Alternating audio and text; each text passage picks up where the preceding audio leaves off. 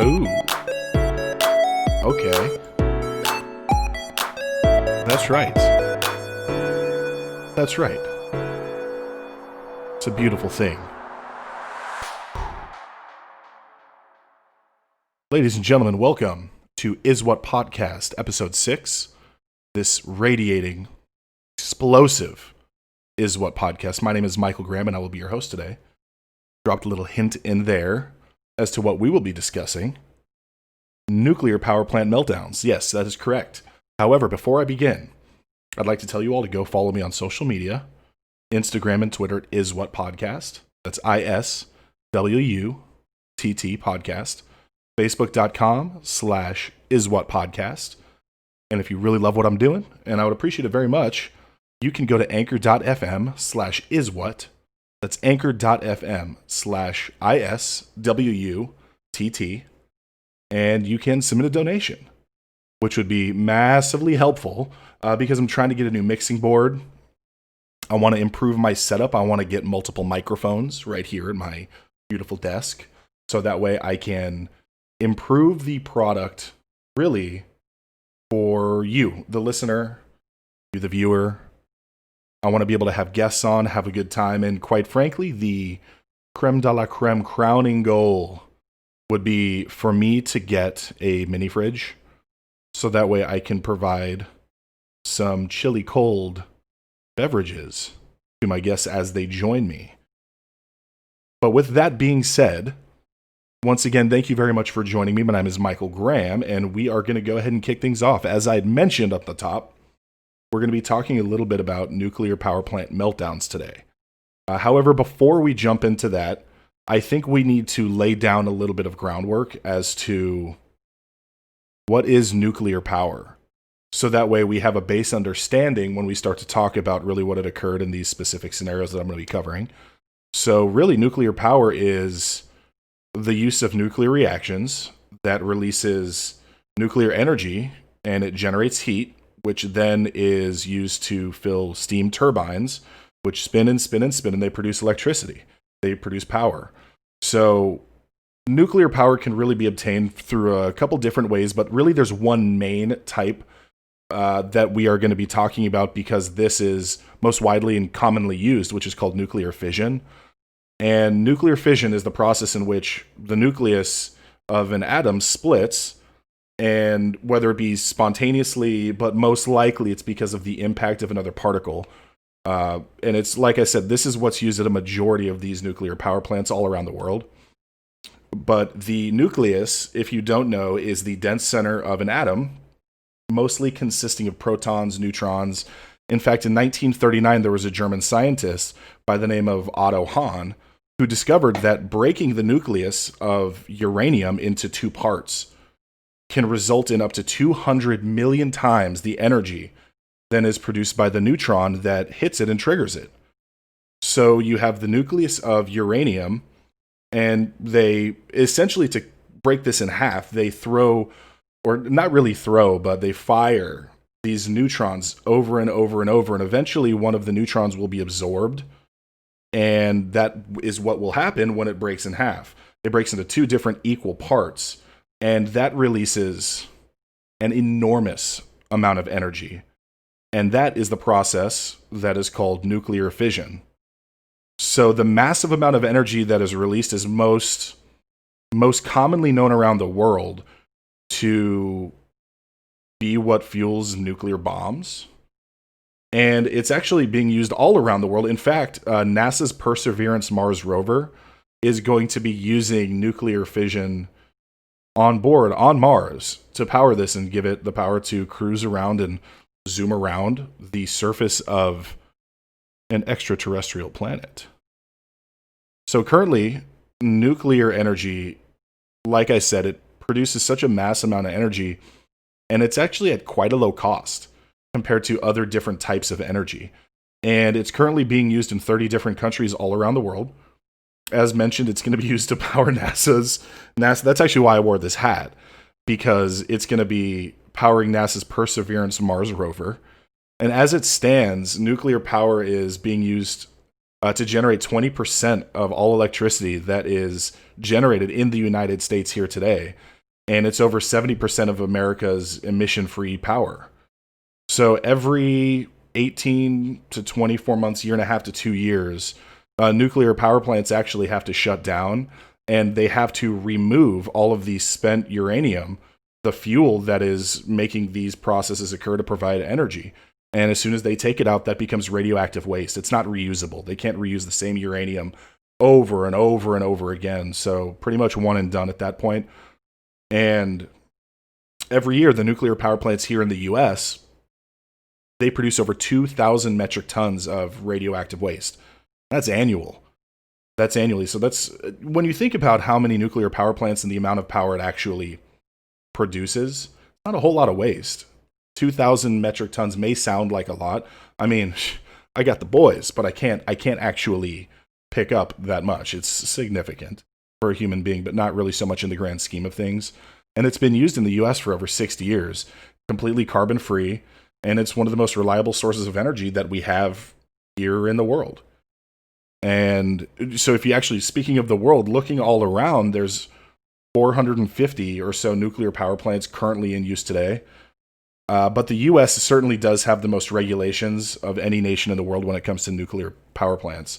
That's why most of the events, and topics, and things we're going to be talking about tonight happen and take place or took place outside of the U.S. So when nuclear power goes well, it's fantastic. It's clean, it's efficient. But when it goes wrong, it goes really, really bad. And it's basically like you're playing a really high risk, high reward game. Almost like blackjack. Or in my case, I love to play craps when I'm in Vegas. So when you're winning, oh baby, feels good. Going around, high fives to the ladies, firm handshakes to the gentlemen all around. People become your friends. They're buying you drinks, buddying up to you because you are winning.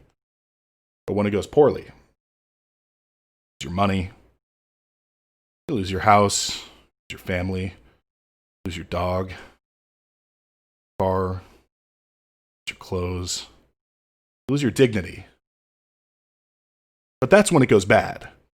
So nuclear fission, as I had mentioned previously, was the type of nuclear reactor used at both Chernobyl and the Fukushima Daiichi power plants, which is what we're going to be covering today, because those are really the two most infamous incidents of a nuclear meltdown in the world.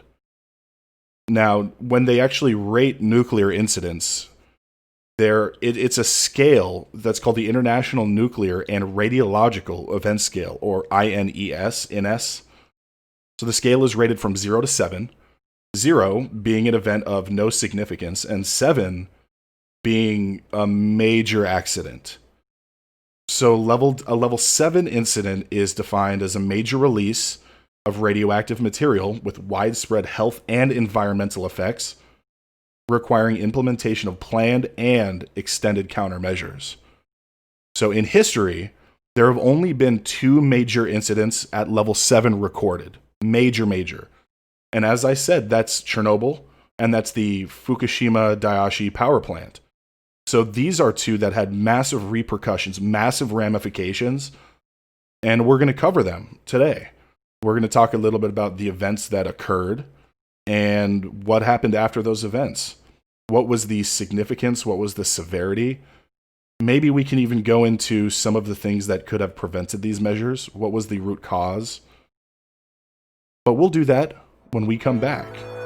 I'll say what's up tonight. Oh, yeah.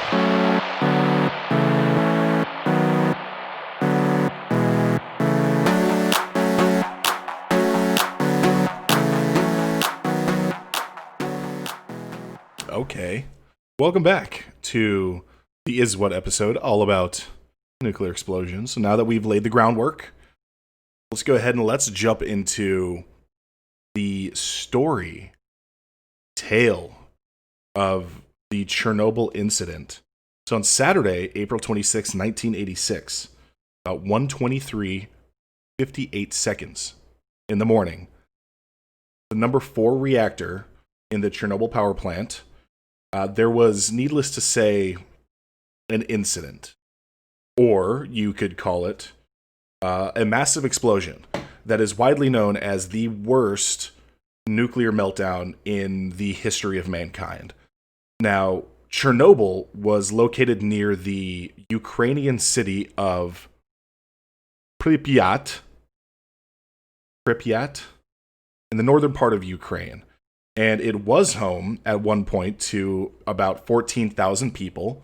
Now is only home to almost 700 in what they call the Chernobyl exclusion zone.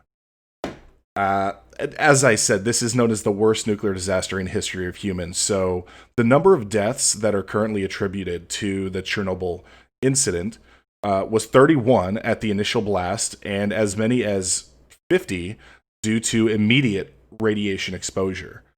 In 2005, the BBC reported that the United Nations and World Health Organization have predicted a further nearly 4,000 deaths as a result of after effects of this radiation exposure and radiation poisoning. Radioactive clouds swept all through Europe and Siberia and were noted as far away as Sweden at the time. So the World Health Organization actually estimates 7,700 square miles of Europe were contaminated by this radiation cloud that really swept through Europe. And thousands of people are now exposed to radiation on the initial day. And these thousands of people were deemed high risk by the World Health Organization and high risk to get cancer in their lifetime, strictly because of the proximity between them and this Chernobyl event and the meltdown of reactor number 4 in the Chernobyl power plant. So we had 14,000 people that were living in and around the city Pripyat, and they were all completely displaced. And many of the people that were displaced were actually not told the truth about the severity of their exposure. And a lot of these people died of cancer later, and this is all due to an attempted cover-up by the USSR, not wanting to admit fault, not wanting to admit that they were wrong. And I'll actually cover some of the cover-up and some of the quotes by people who attempted to recover documents after everything happened. But with that said, let's go ahead and let's just jump into what happened with Chernobyl and really what caused this massive explosion and the subsequent nuclear fallout. And yeah, I really am going to try my best to explain this, and I will, full disclosure, let you all know, if you're not surprised, I am not a nuclear engineer. And what happened here really is very, very, very complex, but I'm going to try to break it down to the best of my knowledge. From the research that I've done, I tried to keep it as simple as possible. I've read a handful of articles, I've watched some videos on this, so I'll try to break it down in the best way possible for you to really listen, take it in, and know what had occurred. So according to the World Nuclear Association, the staff of the Chernobyl power plant were attempting to run a test of this plant to see that if their plant loses power, will there be enough energy to keep the coolant pumps running until the emergency generator kicks on. Now, you always need this coolant pump to continue to run. It's significant because if the power plant completely loses power and the coolant pumps can't keep running, then the risk of a complete meltdown is 100% if they lose power. If there's an earthquake, a significant storm, something like that happens, and they cannot continue to cool the nuclear reactor until the emergency power kicks on, you're in a lot of trouble. So they had run this test before, and on a handful of occasions, every time when they do the test, they actually failed the test, which points to a bigger problem and is a meltdown waiting to happen. So while they're running this test to see if they could actually sustain power due to a power outage, they would turn the reactor down from 100% capacity to 25% capacity. So that way it's running at much lower levels so they can try this test and hopefully successfully. But when they turned the power down, instead of dropping to 25%, it dropped all the way down to 1%, as if it wasn't on. And this is not enough power for them to actually see if this test is going to work and see if they can actually keep power going long enough for these emergency generators to kick in and really keep everybody alive and avoid a meltdown.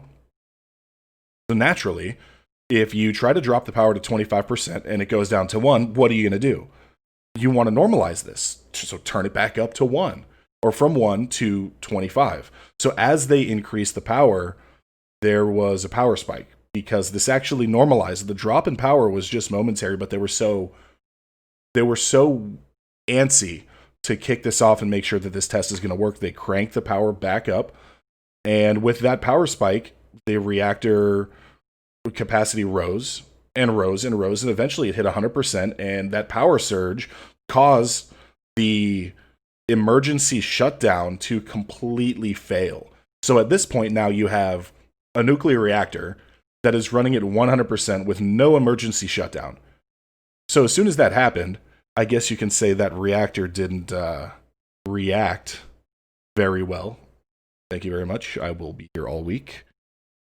So as soon as that happened, the reactor started to shake and move up and down, left and right, as if there was an earthquake going on. So naturally, the engineers who were working saw this happen and they ran away.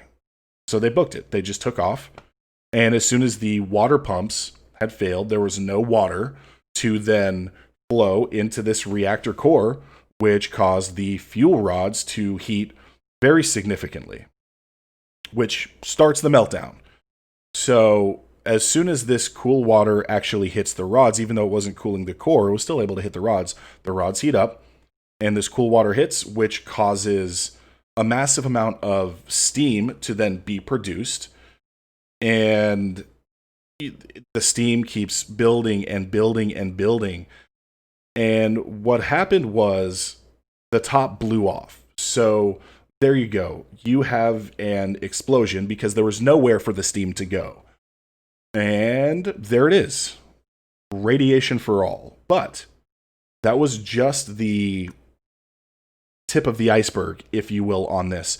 Because as soon as the top blows off, and the radiation starts to go out and the steam is leaving the nuclear reactor, then you have air that flows in, that hits the reactor, which hits the graphite, and the graphite is caused to then catch fire because of a chemical reaction, which is clearly no bueno at this point as soon as the graphite catches fire. Now, that caused a significantly larger explosion that hurled debris everywhere. And then the fuel starts going everywhere, and there's fires everywhere, left and right, and it is, in a word, would be mayhem. Because nobody really knows what the significance of this is, and they don't really know what to do because the people that would have worked inside the actual plant, a lot of them just took off because they knew it was not going to be good. So they ended up heading out, and as soon as the fire department showed up to put out these fires, the firefighters, poor firefighters, they had no idea what they were coming into. There were even reports, and I don't know how true this is, the details are a tad sketchy, but even the firefighters were saying, oh man, there must be radiation, and we'll be lucky if we live till morning. If they were joking about that, unfortunately, it's one of those jokes that does come true, because a lot of those firefighters did succumb to radiation exposure, which is an absolute shame. These guys had no idea. They were just doing their job. So in the days that followed, as the lid had blown off, like I mentioned before, there was radiation just shooting and shooting and shooting out of this Chernobyl nuclear reactor. And they needed to put out the fires that were inside of the reactor.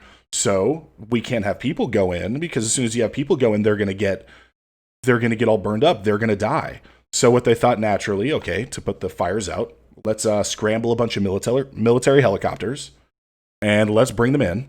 And let's have them drop sand, and they'll drop clay.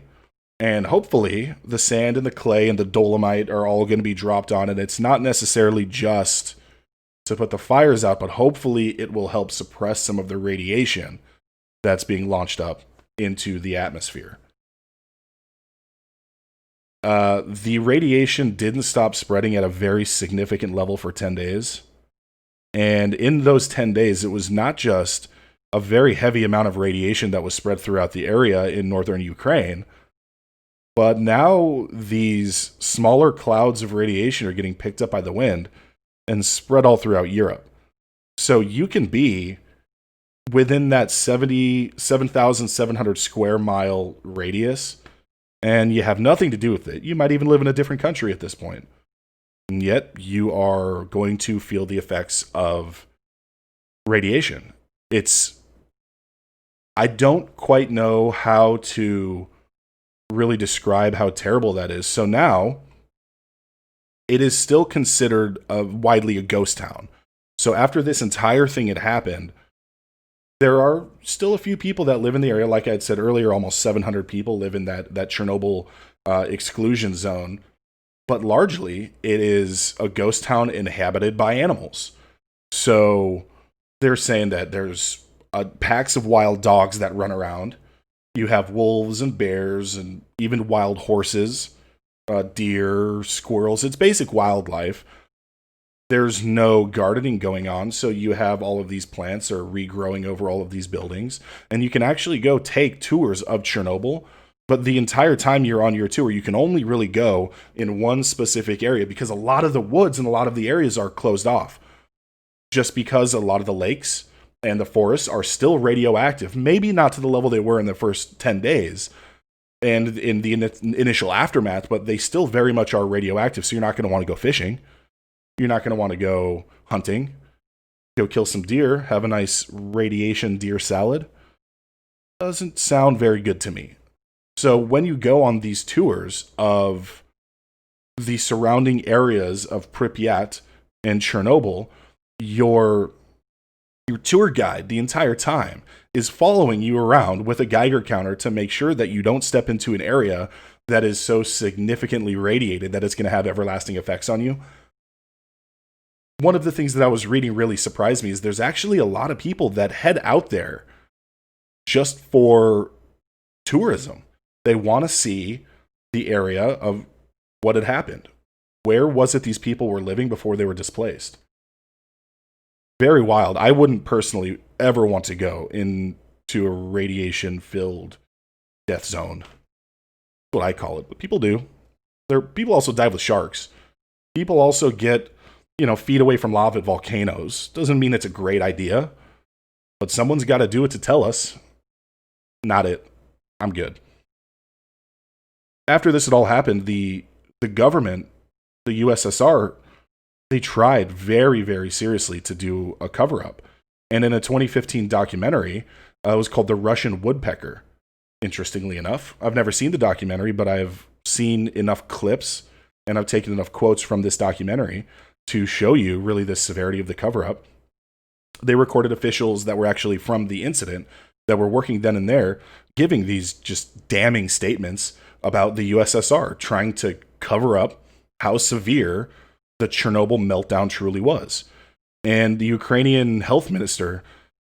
Okay, before I get going, I'm going to say there are some names here that I most likely am going to butcher, so please forgive me. Ukrainian Health Minister Yuri Spichenko, I think I got that right, reportedly said in 1991, the government did everything possible to hide the magnitude of this accident. I can say with confidence they didn't think about the people involved. End quote. And Chernobyl historian, another name, here we go, Dr. Natalia Baranovskaya. Jeez, it's bad, okay? I know. But Dr. Natalia B., as I'm going to call her, she said that when she was actually trying to do her research and uncover documents from the incident, a lot of the documents were actually destroyed. There were no records. So she said, in quote, when Ukraine became independent, professional historians had the opportunity and the need to go find the truth. But when I went to the archives, there was nothing there. Everything was disbanded, scattered about, and, in short, destroyed. Even one of the Chernobyl engineers, his name was Anatoly Dyatlov, who was convicted of criminal mismanagement of potentially explosive enterprises. Sentenced to 10 years in jail. Again, convicted of criminal mismanagement of potentially explosive enterprises. And even he said, if a disaster happened, we must learn a lesson so it doesn't happen again. Even specialists are barred from documents that they could be researching. Not only do you have the worst nuclear meltdown in human history, you also have a cover-up by the government that didn't want to admit doing anything wrong. They didn't actually not only report things to the media and the rest of the governments to protect their people, they didn't even tell their own people the severity of what they had encountered. So that's why you have the World Health Organization and the United Nations predicting another up to 4,000 deaths as a result of this radiation exposure. So that is the Chernobyl incident. Pretty wild. Really something to think about. Like I said in the very beginning when we kicked off the show, high risk, high reward. When you don't have regulations to make sure that this incredible power that we're attempting to harness is good to go smoothly, then these things do occur. So, with that said, I'm going to be back. And then when I come back, we are going to talk about the nuclear incident event that happened in Japan, in Fukushima. And I think you'll see some pretty stark differences between these two, but we'll be back. I'll say what's up to that. Ooh.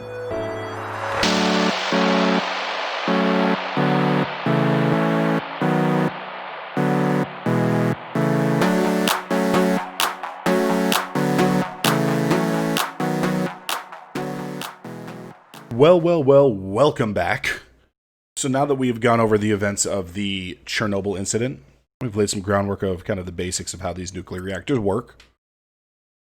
Let's go ahead and let's jump into the next and the second level 7 nuclear meltdown in history, the Fukushima Daiichi plant in Japan. So the second meltdown occurred in a city called Okuma in the Fukushima prefecture of Japan, which is about 140 miles or so northeast of Tokyo. That's where the home of the Fukushima power plant, nuclear power plant, was. So on March 11th, 2011, this next incident had occurred, but over a span of a few days. It wasn't necessarily one thing after the next.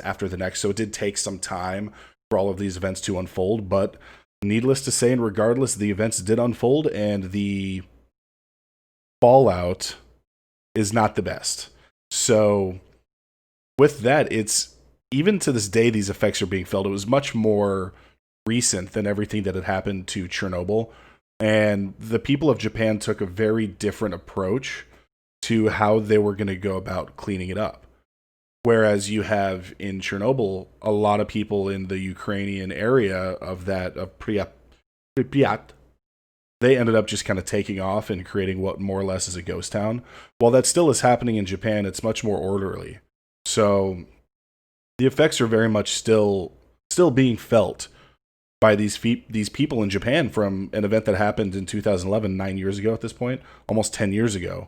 Pretty wild. So still, to this day in Japan, there are bans of vegetables that are grown in the area within a certain distance from the power plant.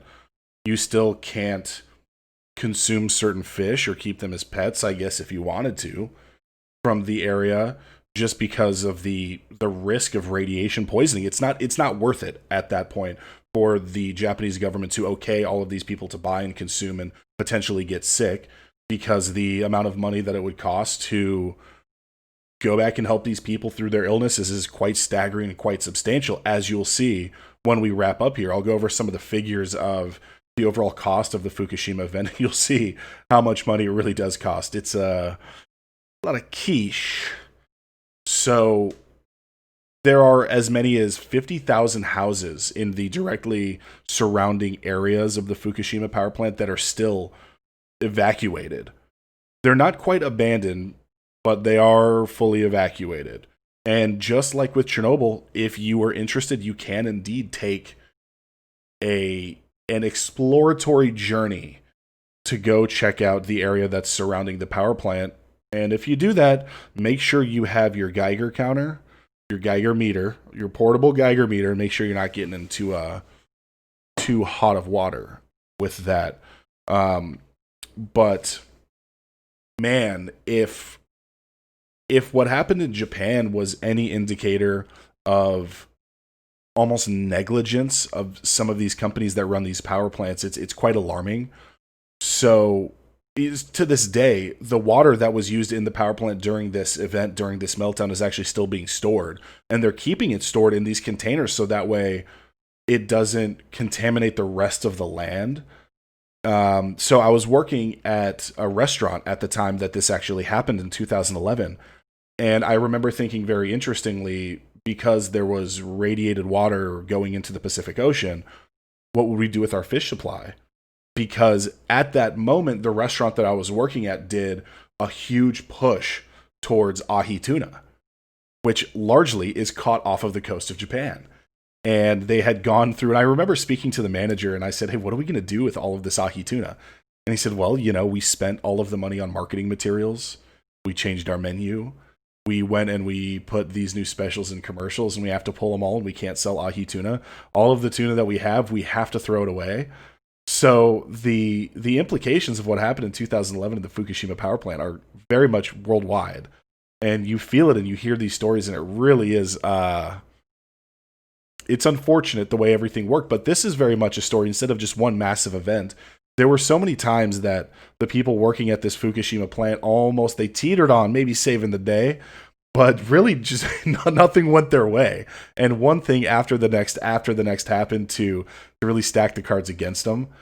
So on March 7th, 2011, a few days before the events of the Fukushima meltdown happened, TEPCO, which is the Tokyo Electric Power Company, is the biggest power provider in all of Japan, they actually submitted paperwork to the Japanese nuclear board explaining how the Fukushima plant specifically needed to fortify and upgrade the seawall because the Fukushima plant is directly on the coast.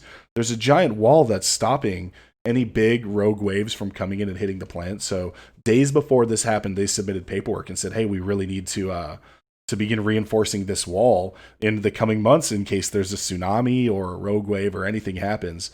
So that was the 7th of March, 2011. And on March 11th, 2011, there was a 9.1 earthquake that happened in the middle of the Pacific Ocean, about 15 miles deep into the Earth's crust. And a 9.1 is quite significant. That's a big quake. As someone who lives in Southern California, and I have to deal with earthquakes here and then, now and then here and there, 9.1 is significant. And as soon as the earthquake was felt, it was actually so strong that the power plant's emergency system immediately kicked on. And the first three reactors 1, 2, and 3, at this power plant shut down immediately. Fortunately, for Japan and the people in the surrounding areas, reactors 4, 5, and 6 were undergoing maintenance. So they weren't even on. So we don't have to worry about them. They're non-operational. But the earthquake was strong enough not only to flip on the emergency systems of this power plant, but it was strong enough to knock out the power, and really it stopped the power grid from powering the plant. Luckily, the Fukushima plant is not Chernobyl. They're not running a test to see if this happens, will they survive? Because as soon as that had happened, the backup generators did kick in, and everything was just fine. The water kept circulating into these reactor cores to cool it off, so that way it doesn't melt down. So the recent shut off of the power by the quake, it was okay. They were okay for the moment, but things tend to go from bad to worse in this scenario. So the reactors are sitting there and they're doing okay. They're not overheating. Not a big deal. The emergency system is on. And with the emergency system going on, as the reactors started to heat up, which eventually they did, there was actually a valve on the top of the reactor that would go on and off and on and off and on and off, and it would actually let out the steam, so there wasn't enough pressure building up to cause a massive explosion. So this on and off valve that was working very much through that emergency power for the next hour or so is letting off steam, letting it off, and then letting it off as the steam would continue to build. And this emergency system that they had built in place is very much and widely considered the only reason why there was not a full and complete meltdown immediately of this entire power plant. So there you have it. Disaster averted. Everyone's fine. They got the plant back up and running, and in no time. I'm just kidding. That is not true at all. As I said, things tend to go from bad to worse.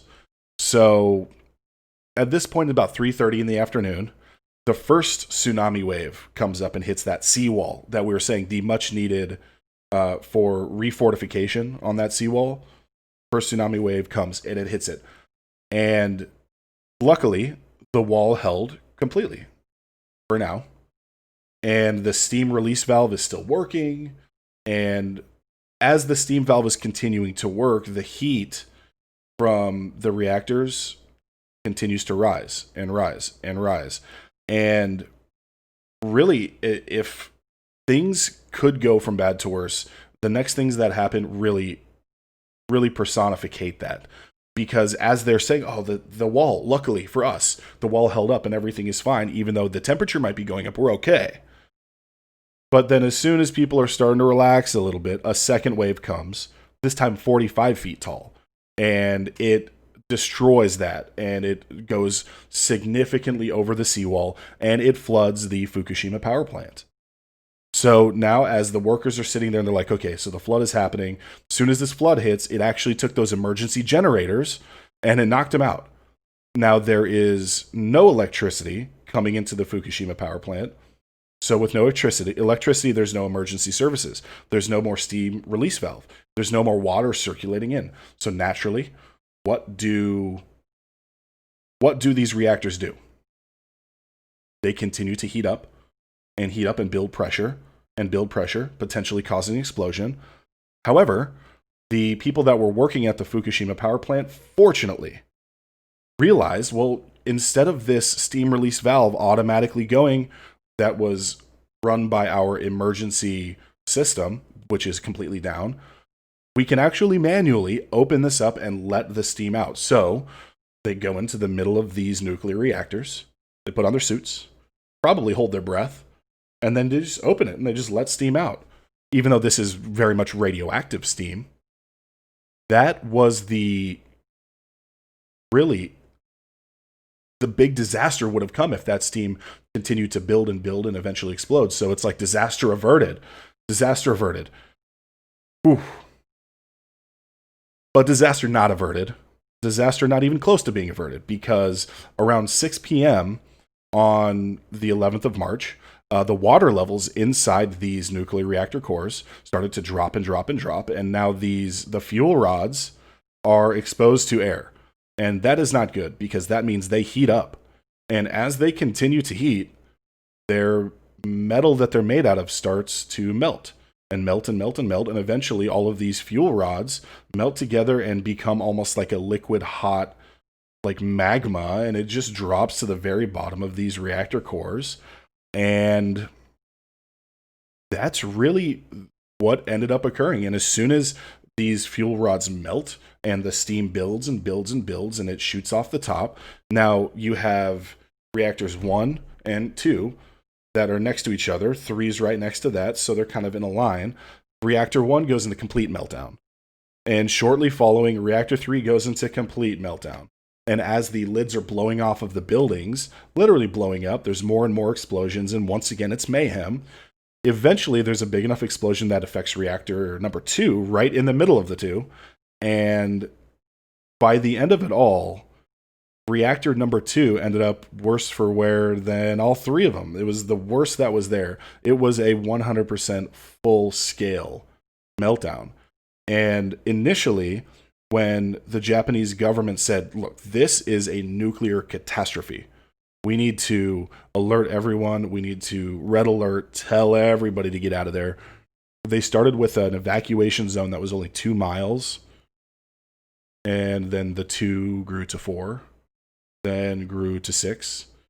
Then eventually they just created this permanent evacuation zone where there's no word on when people are going to be coming back, just to kind of keep it safe. So that really was the meltdown of the Fukushima power plant. And once again, to this day, if you want to go visit, you can go on very specifically guided tours, which is not my cup of tea. Now, after this meltdown occurs, TEPCO, the Tokyo Electric Power Company, they took just about all responsibility for it. They were fined a very significant amount of money, and I'll get to those figures in just a moment. But there wasn't really a massive cover-up like had happened post-Chernobyl, because they owned up to it and they said, look, we understand we're using these reactors that are 40 years old. We should have kept them up better. We should have submitted the paperwork for all of these reinforcements and the additional security features that we need. So they owned it. And that's great. But are there still 50,000 homes that are left empty with no word on when they're going to be able to return? Yeah, it's not ideal. So as soon as this all finished and things started to wrap up, there were actually protests in Japan calling for nuclear power to be outlawed. Very much so. And like I said, the events led to a permanent quarantine zone where people don't know if they're going to get back to their homes. They're completely displaced.